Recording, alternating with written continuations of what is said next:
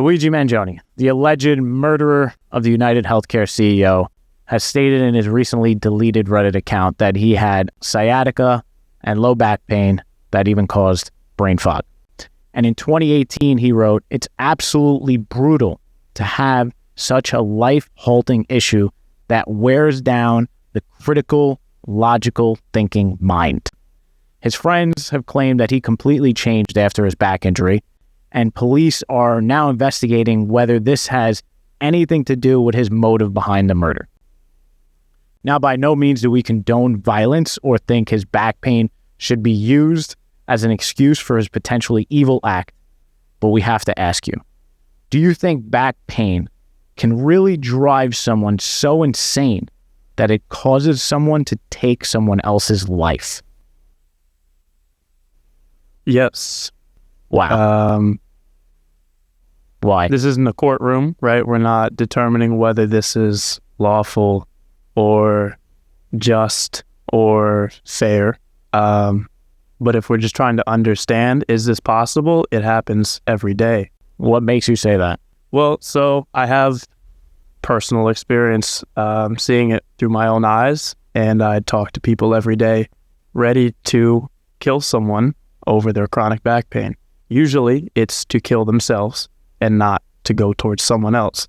But the way somebody crumbles and falls apart, that's person by person. So can you tell us a little bit about your experience? Because it seems like you're saying that you've gone to a place where you can see yourself wanting to kill yourself maybe through your experience. Tell us a little bit about that. Yeah, everything sounds crazy till you go step by step and just listen to the unwinding of this process of how a physical injury can take over your whole body in life. So I had a back injury that started in the summer of 2019. So that marks the start of this all. And then over the next 3-4 months, I thought I was getting a bit better. I found some relief, but then I entered the low back chronic loop, which a lot of people find themselves in, where re-injury happens. And then I start to get really consumed by daily pain. Sitting in a chair became uncomfortable. If this was then, I would already have been shifting. And then I would actually start to stand like I'm doing a freestyle. And so you would see that I'm not well. And I'll fast forward the nitty gritty of the details of terms and everything with the injuries. But essentially after 6 months, the pain got so chronic and bad on a lifestyle level that I couldn't sleep well. And then I went days without sleeping, and then I was starting to get sick all the time. It felt just completely random. It's a tough year. So it's like a domino that falls and then everything else follows. What ended up happening for me, by the time I was 6 or 7 months in, I didn't sleep well for 2-3 months, and now I'm getting the flu once a month. I'm getting strep throat and all these chronic illnesses, and now I'm getting panic attacks because my nervous system is on high. I'm living a 6 out of 10 pain chronically. And those ingredients for the next 3-4 months started to actually make my brain fall apart to where I had brain fog. Just started with a headache. And I had a headache that never went away for about a year. And it was just a dull ache that grew and grew and grew. And then my insomnia got worse and worse. My back pain got worse and worse. I was going to doctors first for just the spine. And if you're 22 and you just have a herniated disc and nothing else on the MRI shows, they tell you nothing's really wrong with you. I'm like, I don't know about that.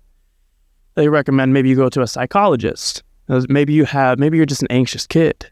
And so now you're feeling kind of gaslit to the whole situation that my back pain is not real. The way it's taking over my life isn't serious enough. And so now basically to the point of getting to where you might harm yourself or do something drastic and just irrational. I lost my mind so much in this brain fog and the headache to where it's my birthday and I'm around my family and they're all singing happy birthday to me and I'm stressed out because I can't even tell you the date. Wow.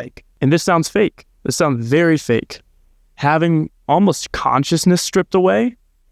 You know, you hear this and you're like, oh, that guy struggles with mental health.